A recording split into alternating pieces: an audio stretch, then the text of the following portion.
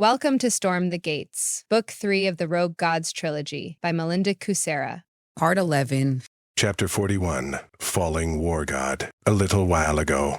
Ever since I listened to the sleeping angel, my existence has been nothing short of crazy, and this was just more of the same. Okay, maybe running away from at least a dozen dragons counted as crazier than all the rest. Just maybe. Guerren debated that as he put one foot in front of the other and ran through the gray fog, hiding the ground. Hopefully, there were no loose rocks or anything to trip over, because he really didn't want a dragon to stomp on him. That might hurt just a tad more than any other wound he'd taken, and it would put a large kink in his already messed up plans to win over the army of demons, fallen angels, and ex-gods running alongside him. But the shared experience of running from winged lizards that were larger than the spire in hell should score him some points, because he was running all out and trying not to betray any hint of the sharp pains stabbing his side. Too bad no one had enough breath to strike up a conversation. I'm much better at sprinting. Ex-war gods aren't meant for cross-country runs. At least this one wasn't, since his long stay in hell eroded much of his former level of fitness. What are they driving us toward? Because it was clear the dragons had a goal. They surrounded the army on three sides, ensuring everyone could only run in one direction. And every so often, the dragons on the flanks stepped closer to their friends in the rear, narrowing the space the army had to run in, while also steering it toward something. Vaguely, Guerren recalled the original plan his friends concocted.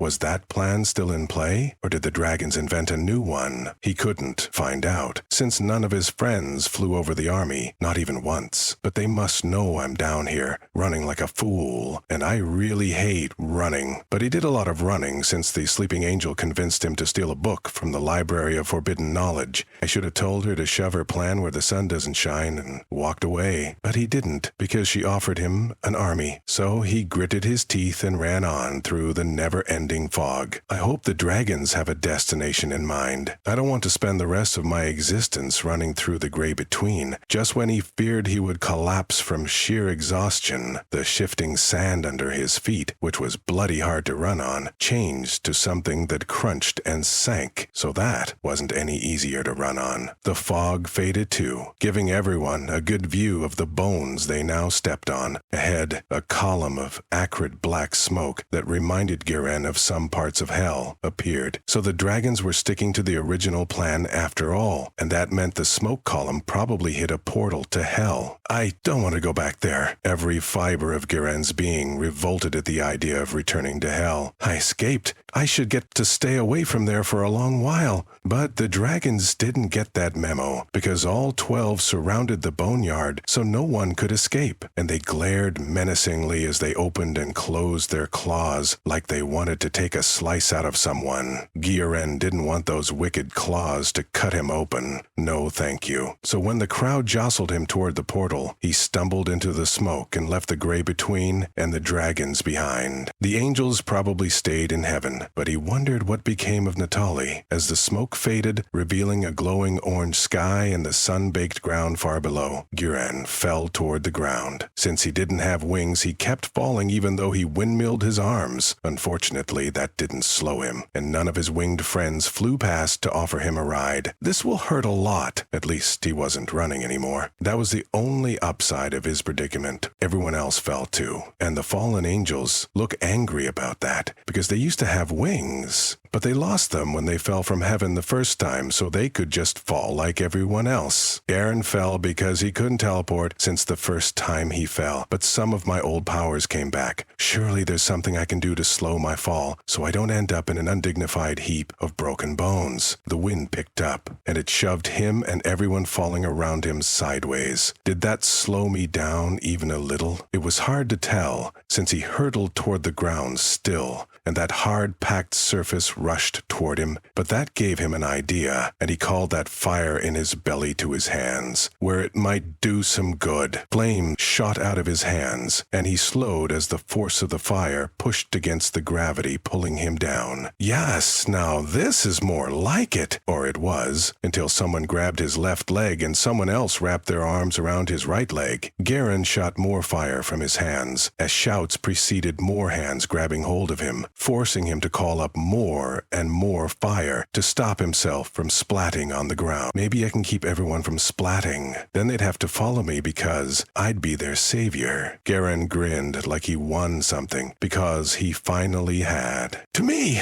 I can save us all! Guerren shouted into the wind, but so did others. Apparently, he wasn't the only one who used his powers to save their fellows. By now, he'd worked up a good rhythm by alternating which hand he shot the fire out of until the wind spun around him in a transparent gyre, carrying more of his army to him. Those winds also whipped those flames into a frenzy as more demons, fallen angels, and who knew what else grabbed hold of anything they could, adding their weight to the ones already pulling Guerren down. And somehow, the extra fire balanced things out. This could really work. Guerren grinned again and worked to control their descent with more bursts of flames from his fists until the demons and others let go and fell the short distance to the ground. He shut off the flames when his feet hit the rocky ground. I am such a genius. It's too bad Natalia isn't here to see my victory. Guerren punched the sky in triumph and collected all the expressions of gratitude offered. Not everyone thanked him in words for saving them from the worst faceplant ever. Some just nodded in his direction. Some waved,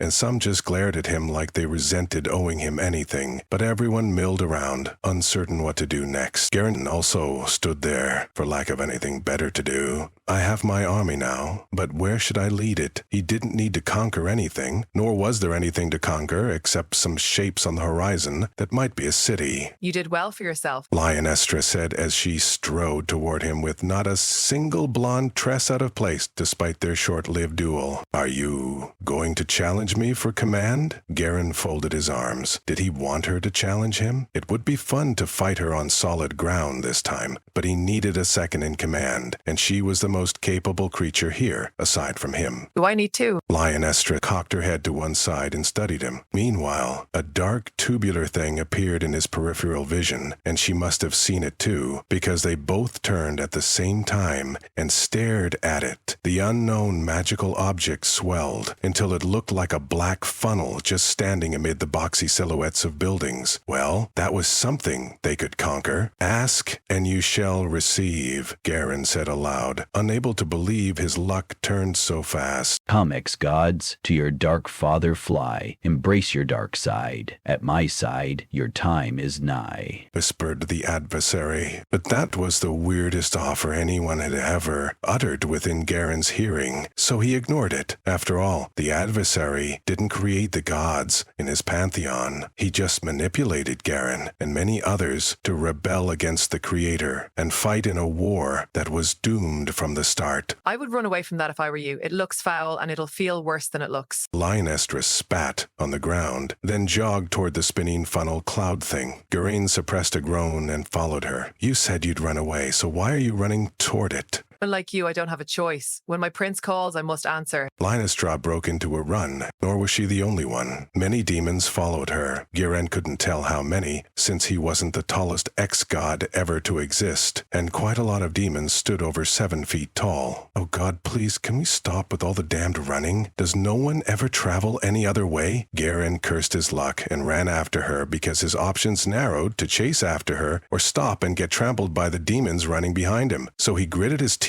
for what felt like the millionth time and ran as the adversary proved he was the original creeper and whispered, creepier and creepier offers of power that no one in their right mind could ever believe he'd follow through on. But the army must believe it, since they kicked up a dust cloud as they ran to that spinning, dark, vortex-looking thing growing on the horizon and were headed right toward it like the fools we are. Guerren would have laughed if he wasn't as doomed as the fools he ran alongside.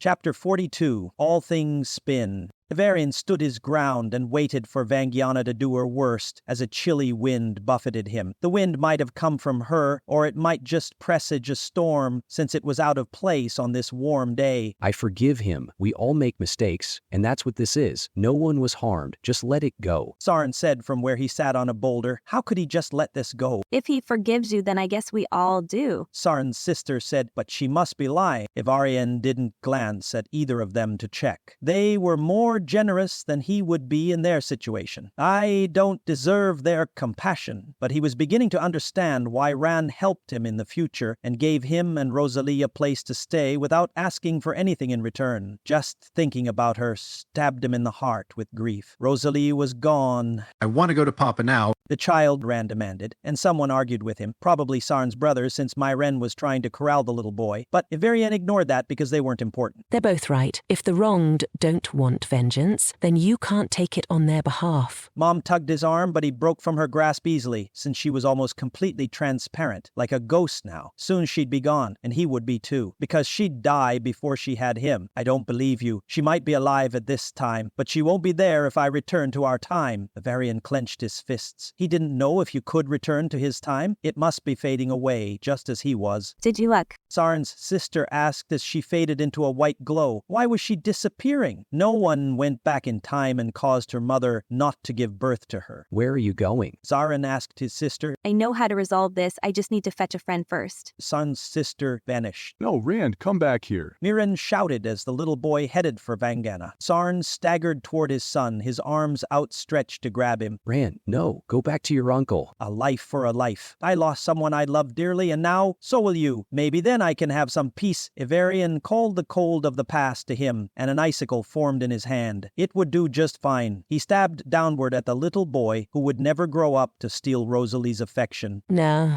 Mom grabbed his arm, but her hand went through it like she wasn't there. Her time must be up. We don't harm children. Then Gianna appeared in front of Iverian and knocked the knife away. Rand bounced off her leg and she caught his arm to steady him. Sarn scooped up his confused son and hugged him tightly. Don't run off like that. I wouldn't have to if Uncle Marin let me go to you like I asked. Rand scowled up at him as he rubbed his forehead. I'm back. What did I miss? Sarn's sister appeared next to him. Rand escaped from me and rushed into the middle of things. But he does that a lot, so nothing really... Miren stepped on the melting icicle and ground his heel into it to grind it into shards. I don't do that all the time, just sometimes, but only when it's important. I ran into you, and I'm sorry. Rand stuck his hand out to Vangiana. That's okay, little one. He grasped his fingers and shook them. Aunt Faye stalked toward Iverian like a cat hunting for mice. A small red dragon clung to the shoulder of her white dress when she waved to his mom. Hey, sis, I've been looking all over for you. After I sort things out here, we need to do something about your problem. Hello, Phaedressin. I don't think there's anything you can do to help. Mom raised her hood until it shadowed her transparent face. Maybe she didn't want anyone to see her disappear forever. Iverian had never asked what happened when the ex-gods died, and now it probably didn't matter because there was no stopping it. His mom was turning into a ghost, and he was too. We'll see about that. I've never met a problem I couldn't meddle in. Everyone can just call me Faye since we're all friends here. You, my nephew, don't belong here, so it's time to go. Aunt Faye seized Iverian's arm like he didn't tower more than 1.5 feet over her. I'll just take him back to his time. But flames didn't consume them like the last time. She transported him back to the future, and she scowled like something was wrong. Perhaps he was right, that his time no longer existed. What will stop him from coming after my family? Sarn's sister glanced meaningfully at him, and Sarn stepped forward, still holding his son. I can do that. I can bind him to his word. Sarn looked like he regretted making that offer, but he didn't retract it. Hey, can you really do that? Aunt Faye snapped her fingers when Sarn didn't answer right away. Meanwhile, Rand leaned toward her, one hand extended to touch the small red dragon sitting on Aunt Faye's shoulder. It was such a Rand thing to do. Well, if Sarn didn't stop his son, then Iverian wouldn't either. After all, the little boy wasn't his friend yet, and now he never would be. I don't know. I've bound plenty of folks to their word, me included. So in theory, I should be able to do it. Sarn grimaced like he'd just swallowed something sour. If you don't want to do it, we can probably find an alternative solution. We'll just have to get creative, said the dragon, sitting on Aunt Faye's shoulder as it rubbed its clawed hands together. Who are you? Ren pointed at the dragon and almost poked its belly. Sorry, I should have started with introductions. I'm Faye, the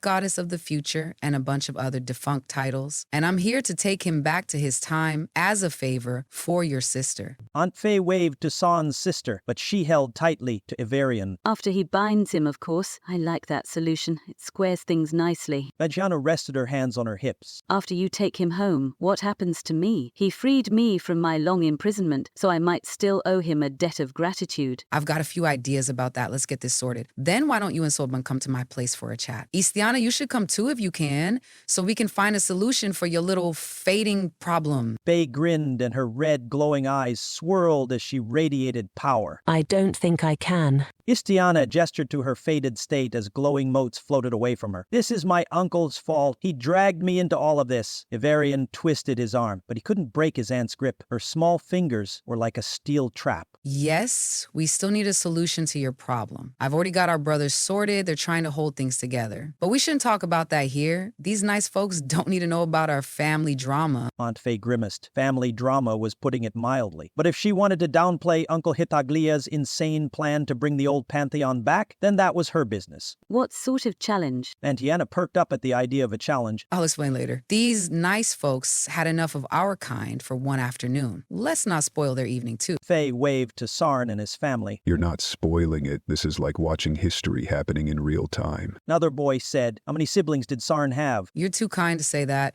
Now, you do your thing, so I don't need to check up on my nephew in the future to make sure he behaves himself.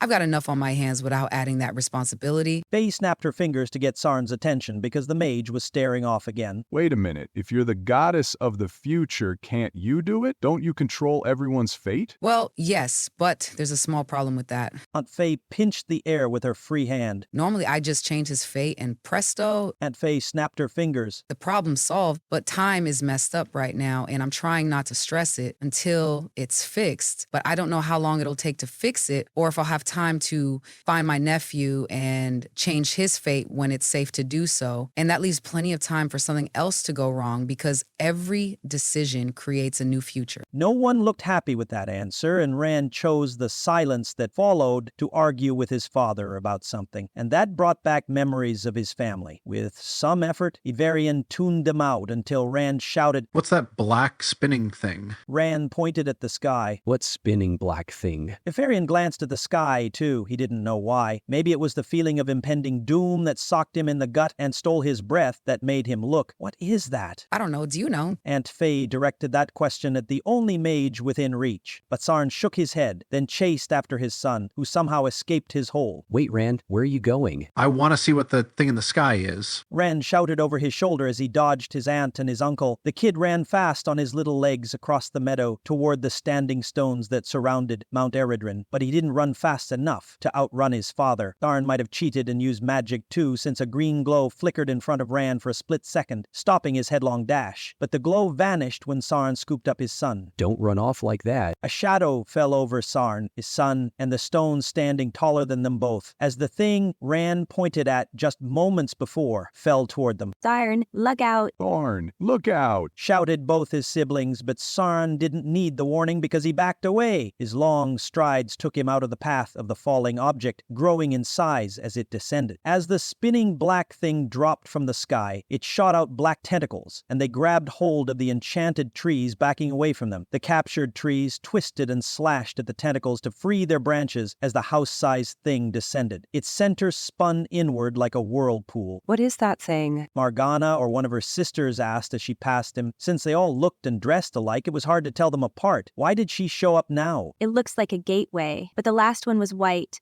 and so bright it hurt my eyes. Sarn's sister marched toward the black spinning thing as it flattened into an eye-shaped pool of darkness standing on its side. But she stopped when a green glow jumped in front of her. You're right. It does kind of resemble the last one we took down. Aunt Faye let go of his arm and patted toward it. Do you feel like reprising your previous role and helping me dismantle it? Sarn's sister glanced over her shoulder at Aunt Faye and winked. Not really. That last one was a doozy, and this time, you have a mage. Disassembly on this kind of scale requires someone with his skills, not mine. Aunt Faye shook her head and stroked her pet dragon's back. Their voices faded away as the center of the gateway grew brighter. This must be the first gateway. If it opens, the demons will overwhelm Sarn and kill him. Ivarian stared into the eye of the gateway as 2 lives flashed before his eyes. In one life, his mom wasn't fading because there was no demon invasion, and he never traveled back in time to cause her death, but he also never met Rosalie. In that timeline, she was still alive and living her life, and we could still meet. one day. Ivarian wanted that life more than anything. To get it, he must stop an army from coming through that gateway. He had no plan as he ran past his mother. She was so faded he could barely see her anymore, but he didn't stop. He ran past his aunt, Sarn's sister, and Sarn too, but that damned green glow shot up from the ground, and Ivarian slammed into a wall of luminous earth magic. Why did you do that? He rubbed his smarting nose and faced Sarn. What are you doing? Sarn didn't retract the shield. I was right to avoid taking him on directly, but now he must do that, or convince Sarn to release him. I need to go through that gateway and stop whoever is on the other side. If I don't, then you'll die like my mother, and the demons will invade and kill everyone I love. Ivarian glanced away. He couldn't maintain eye contact, not when Sarn's eyes glowed too brightly to look at. How did Ran stand it? Why is your mama dying? Ran rested his head on his father's shoulder and clutched the strong arm holding him tightly. It doesn't matter now. Nothing does except stopping that gateway from opening, Ivarian pointed at it. When his index finger struck the green glow blocking his way, the shield dropped and his shoulders sagged in relief. Sarn wouldn't keep him here against his will. Ivarian faced the gateway. I'm sorry I bothered you. I already forgave you. Go do what you need to do. Sarn said, and he sounded like he meant that. I don't deserve your forgiveness. Ivarian trudged toward the standing stones. There were 2 rows of them, with a 10-foot gravel space between them, but the gateway didn't latch onto any of the stones. We seldom get what we deserve. Sarn might have muttered, so he wasn't as okay with this as he appeared. That's true. He could give them one more piece of advice, though, since it was crucial that Sarn not only survive, but that he let nothing through the gateway. After I go through, do whatever you can to take down the gateway. Don't let anyone else exit it alive. Is there really an army about to march through it? Sarn sounded skeptical, but Ivarian couldn't turn to check, or he might lose his nerve altogether. So he put one foot in front of the other and tried not to think about what he was about to do. That's how it happened, and I don't want it to happen again. Rosalie was wrong about the demon invasion. It didn't start with the summoning of the ex-gods in the enchanted forest when she was a baby. It started here, at Mount Eredrin, years later. Wait, if you go, will that save your mama? Ran asked, and his question stopped him in his tracks. It might. Ivarian closed his eyes and trudged the last few feet to the standing stones, then past them. He shouldn't ask for anything, but he witnessed firsthand how powerful Ran's wishes were, and right now, he could use a wish or two. But I have no right to ask for one. And I hope you fix things so all the bad things you mentioned don't happen, and everyone goes back to their proper places. The child Ran said, and the adult Ran Ivarian met in the forest 16 years from now whispered a similar wish as Ivarian slammed into the center of the gateway. I wish everyone went to their proper places in time and space. I wish that too. You were a better friend to me than I deserved. Darkness swamped him, and Ivarian fell into that darkness as his mother called his name. If the demons were already in the gateway tunnel, then he'd be dead in minutes. But if they weren't, then there was a chance he could reach the other end and throw himself at the gateway's creator. I hope I get the chance, even if that ends me. I'd rather die fighting for a better future than fade away like Mom.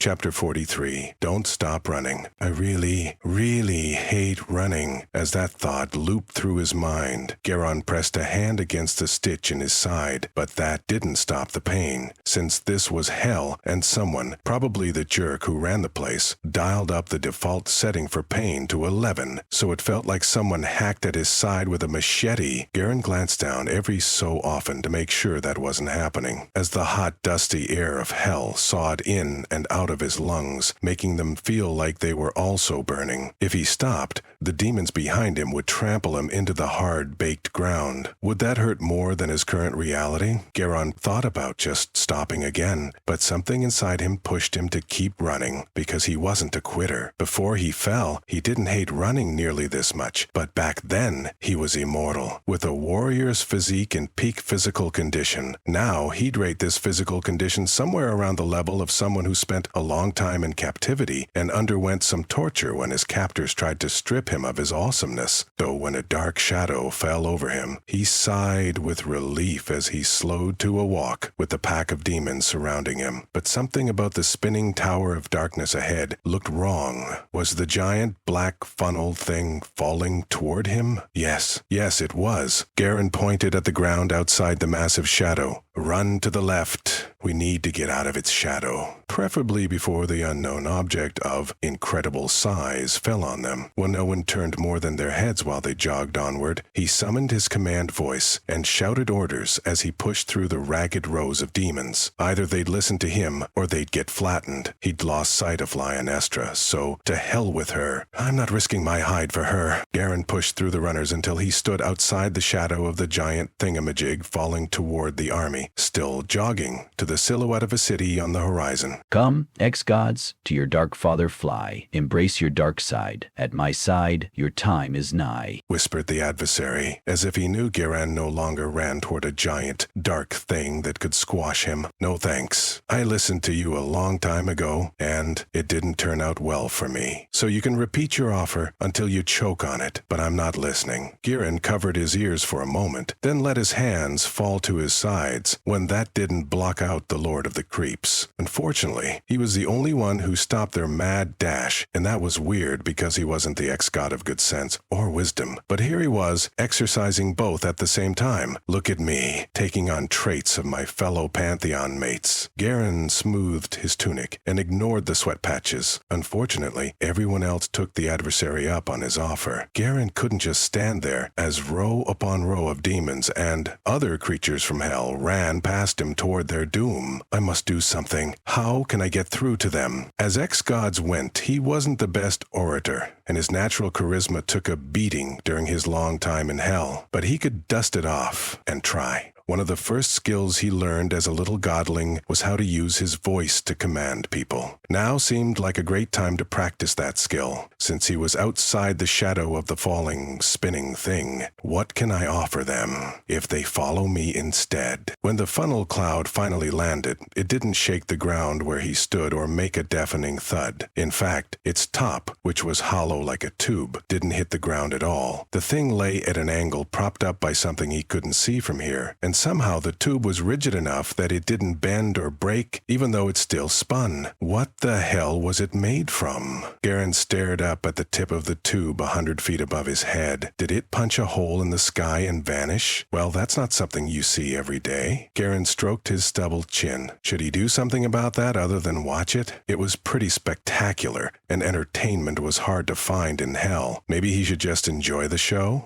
Guerren, is that you? Atali shouted as another shadow fell over him. So they didn't forget him, but they picked a strange time to drop by. Yeah, it's me. Did your angel friends kick you out of heaven? Guerren could picture Arginil doing that to get back on his fellow angel's good side, but not Daniel. She seemed more loyal than that, but she was an angel, and they always stuck with their own kind. No, why would you even think that? I came with them to stop the adversary, but he's calling and I'm having trouble fighting it. Natali landed and released a grateful Uriah. The ex-god of the underworld sank to his knees on the hard ground and closed his eyes like he was reconnecting with the place. Maybe he was. This was his realm before the Creator and his posse of archangels kicked the morning star out of heaven and sent him here. Just ignore him. That's what I'm doing. He had a feeling the giant, spinning, tubular thing in front of him that extended all the way back to the city was what Natali and the others came to stop. But they must be crazy. How could they stop a force of nature? I'm trying to ignore him, but it's hard. Natali wrapped their feathered wings around them. Despite their gray robes and veil, they looked like an angel in disguise with those big fluffy white wings. We'll try harder while you tell me about the adversary's newest bad idea. Guerren might regret asking that, but he still needed to know. He didn't need to do anything with that information unless the adversary planned to destroy hell, because that would be bad. He's breaking time crystals apart in the abyss under his palace and using the power they release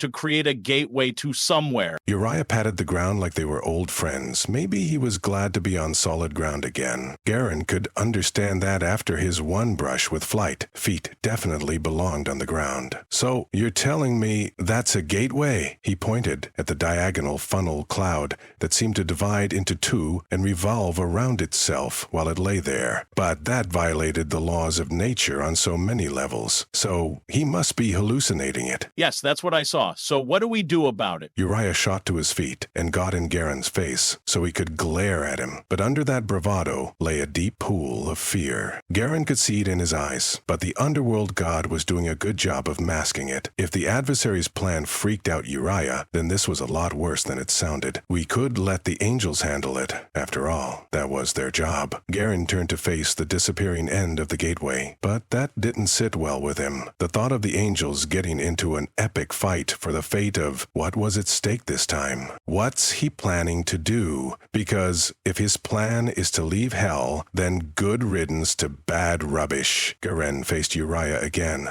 He's unmaking time crystals. Did you miss that part? Natali glared at him too now, as they played with a pendant that glowed a bright violet, just like the one the sleeping angel gave him. So Natali had it now. Did it do anything for them? Guerren considered asking, but the time crystals sounded a lot more dangerous than a pendant that just glowed. Is that a bad thing? Wouldn't the world be better without them? Guerren folded his arms. Those crystals had already caused him a lot of trouble. Did he want to deal with them again and risk losing the time crystal that gave him his immortality? No, he didn't. Let the angels risk their immortality. Yes. Let me break it down for you so you'll understand. Time crystals anchor time. No time crystals, no time. If there's no time, then there's nothing holding anything together either. The stuff between realms isn't called space-time for no reason. So let's review. If there's no time, then guess what? Everything goes boom. Uriah spread his arms, imitating an explosion. The everything includes us since we're part of creation. Natali added in a stage whisper as they tugged on their pendant, but that wasn't necessary. That sounds bad. We should definitely avoid getting blown up. What about the angels? What happens to them in this scenario? Guerren had nothing against them and their do-gooding ways, but they were often as irrational as humans. They might survive. I'm not sure they're part of creation in the same way we are, since the creator made them first, but I don't think he made them all at once. Your friends are more human than the biblical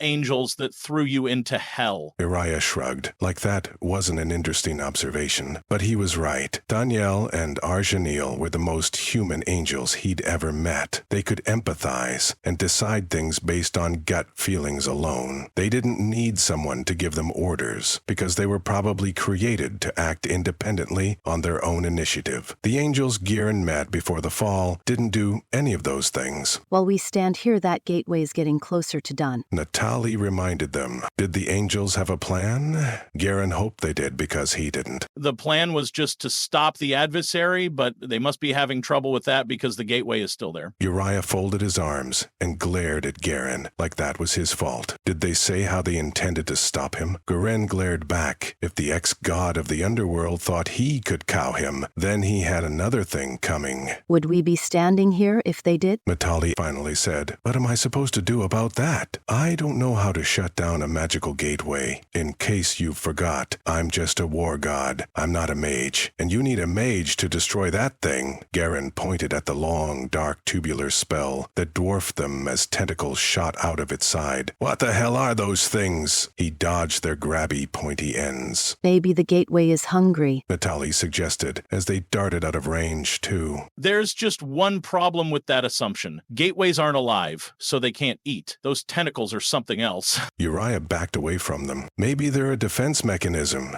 Guerren squinted at the sky above the gateway tunnel. Was it darkening with clouds and spinning too? "We have to do something. We can't just stand here. Will you help us?" Natali let their wings unfurl. If helping means I get to fly, then yes. I'm not running anymore. I've done enough of that since the first gateway showed up, to last me for a few years at least. Guerren straightened his tunic, because one should look their best for a confrontation, especially if there's an army on the line. "Yeah, I can fly you too. But there's one problem with that. The adversary is still whispering in the back of my mind, and it's getting harder to ignore him. What if his voice becomes louder the closer we get? I don't want to serve him, but I might not have a choice if he doesn't shut up soon." Natali hugged himself. It's definitely a problem. Uriah cursed their ill luck. I could teleport us, but there's a problem with that too, since I can't tell if the adversary's palace still exists from here. The gateway might have destroyed it. Guerren snapped his his fingers as a solution occurred to him. Well, we can't have that, now can we? You're part of my army. No one gives you orders except me, and I order you to ignore all orders except mine. Now, let's go save some angels and rip the tentacles off that spell. I see what you're trying to do, but I'd rather have you as a friend than a commander. You make too many questionable decisions. Natalie let their arms drop to their sides. I'm a changed man since meeting Thaniel. She had a positive effect on me in my decision-making. Because of her, I volunteered to help take down a big magical spell. Guerren puffed out his chest with pride. All right, I'll follow you and let you command me if you can silence the voice in my head telling me to fly to the adversary and do his bidding. Natalie pointed at their hooded and veiled face. But they agreed to follow him, and that was all he needed. Guerren's chest swelled with even more pride. His army of one now had a new recruit, and the fire in his belly grew. A little flame broke off and flew over to float above Natalie's head. What is that? Natalie pointed at the flame. That just marks you as part of my army now. Guerren bounced on the balls of his feet, elated at this turn of events. I command you to fly us to the adversary. Natalie widened their glowing pink eyes. His voice is gone. How did you do that? You're under my command now, and no one tempts my recruits. Guerren patted their shoulder. So, how about that flight now? Sure, let's go. Natalie wrapped an arm around his waist and reached for Uriah, but the ex-god of the underworld backed away. Uriah waved them off. I need to do something. Then I'll join you. What do you need to do that's so urgent? It can't wait until we stop that thing. Guerren pointed at the gateway spell. I need to go to the abyss. I think I can do something that will help, but I won't know until I reach it. Go on without me. I'll join you later. Uriah vanished into a bright light, leaving them no choice but to go without him. Well, that was mysterious. Natalie flapped their wings, and the ground dropped away under their feet. The gods of the underworld always were weird. Guerren shook his head. This seemed weirder than usual for their kind, but what did he really know about Uriah before this? He never interacted with the guy. On purpose. I'm just glad we're both on the same side. I hate to think about how much worse things could get if Uriah flipped sides. Guerren hoped that wouldn't happen, as Natalie flew parallel to the gateway tunnel spell, but they stayed out of reach of its grabby tentacles. Chapter 44, Break the Tethers, Rita. Why did the adversary have to create another gateway? The first one was hard enough to take down. Faye clenched her fists, but glaring at it wouldn't get rid of the gateway. How did you take down the last one? Moran hobbled over to his siblings and reached for his nephew, but Rand squirmed away from him and clung to his staring father. Hopefully Sarm was using his glowing eyes for something useful, like using his mage sight to see something Faye couldn't. We have to go after him, Isyana said, but Faye could barely see her anymore. Yeah, I know, Faye sighed. Young demigods were too dramatic, in her opinion. Since she'd raised plenty of them, she should be an authority on them by now. They think everything is the end of the world because they don't have the emotional maturity to handle anything, let alone something like this. But he was her nephew, and her sister was in no shape to do anything to save her wayward son. So, Faye strode toward the swirling darkness in the center of the gateway tunnel, even though she knew she would regret that. Since he was family, she told that bad feeling cramping her guts to take a hike. But she didn't hurry to the gateway. She needed to make sure Solvan and her family could handle things on this end, and she was sure about that. We cut the tethers anchoring both terminuses of the gateway, and it imploded. Sovin glanced around. Misria, where are you? I need your sword. Come right here. The warrior angel appeared in full armor, holding her sword in both hands. Give me that. I need to cut some tethers. Sovin reached for the sword, but Misria turned aside, so she missed, and Sovan crashed into her side. No, you need me to cut some tethers. Since this is my sword, get your own. You'll help them? Faye waved to get the angel's attention. Who created that gateway? Misria pointed the tip of her blade at it. Faye thought the answer was obvious, but she humored the angel and summoned a flame so she could check the near future. The adversary appeared in the heart of that flame as he stepped through the other end of the gateway tunnel. I'll give you one guess. He has many names, but lately he prefers a title that that starts with an A and ends with a Y. Any guesses? You're sure this is the adversary's doing? Misvia shook her sword at it like she thought that might send it away. Yes, I'm sure. Soon he'll enter the other terminus and start walking toward us. If I were you, I'd collapse this end of the gateway before he reaches it. Faye crushed the flame floating above her hand and waved to the gateway. Thanks. That's all I needed to hear. Israel charged toward the gateway. What about us? Asked the woman as she touched Faye's arm. The woman was one of the 7 daughters of Vangiana, the ex-goddess of vengeance and justice. You can stay here and help them, or come with me to drive the adversary out of the gateway tunnel and collapse the other end. It's up to you, Vangiana. Are you coming with us? Faye glanced at Sarn, but he still didn't do anything. He just stared off. Hopefully he was magicking up a solution that she couldn't see. He could be working on the problem already. Earth mages didn't need hand gestures or power words or symbols. That's what made them so frighteningly powerful. They could just stand there and move mountains with their will, and Sarn had proven he was no pushover. He might be scanning the architecture of the spell, seeking a weakness, and God bless him because she couldn't do that. The gateway looked like a spinning circular cloud turned on its side, so it stood perpendicular to the ground. But he was Soven's problem. She knew what needed to be done, and she'd prod her twin into doing it, so it was time Faye left her to it. Soven grabbed the lowest tether and yanked on it. Mishria hacked at another one, wrapped around the bole of an enchanted tree. That depends. What are this adversary person's other titles? Vangiana folded her arms, and the eye symbols on her arms blinked. Well, that was creepy. Faye glanced at the little dragon sitting on her shoulder instead. Fexture kept her red eyes fixed on the ground, too. Maybe she found the ex-goddess of vengeance just as unnerving? He has a lot of them, but I never learned them all. Since he's my enemy, the adversary is impersonal and dehumanizing, and that's the perfect name for him since he's never been human. Faye ran a hand down Fexture's back, and the little dragon leaned into the stroke. Siren finally snapped out of his staring contest with the gateway, and green light surged out of the ground and formed angular blades that sawed at the black tentacles wrapped around the enchanted trees at the edge of the forest. Now that was an awesome idea. Wow. Even Rand looked impressed as he leaned his head on his father's chest. Sarn still clung to the little boy who would grow up to be a powerful mage like him, but with a different type of gift. You're cutting the tether things with shields? Mirren asked, and he looked as odd as his nephew. Sarn wasn't talkative like the rest of his family, so he just nodded. It was a great idea, though, since casting shields was his best and most powerful skill. We need to go, if we're going before they take down this end of the gateway. Stiana reached for her hand, but her hands went right through Faye. You're right, Faye turned and ran for the entrance while it still stood. It looked like Sarn would cut it down soon if he kept at it. Judging by the way he glared at it, he wouldn't stop until the gateway was gone. And the same went for Sovan and Misria. Use your scythe, girl. It cuts things, and we have things to cut. Misria hacked through a tether, then grabbed Sovan by her shoulders and shook her. Faye didn't hear Sovan's reply because she plunged into the gateway, and its darkness grabbed her, silencing everything from outside the gateway. But she hoped Sovan manifested a scythe, and that she had a lot of explaining to do when her family noticed. They would ask about that until she answered them. That's a story I definitely want to hear when this is all over. Faye grinned at the thought. I'm here, sis. Isiana whispered from beside her. I never doubted it. Now, let's find your son and stop the adversary's latest plan. Then find some way to fix your fate. I lost one sister, but I'm not losing you too. Faye marched into the darkness with her one remaining sister at her side. She didn't glance behind her to see if Vangiana or her daughters followed. They weren't family, and this was now a family affair. Where are you, Ivarian?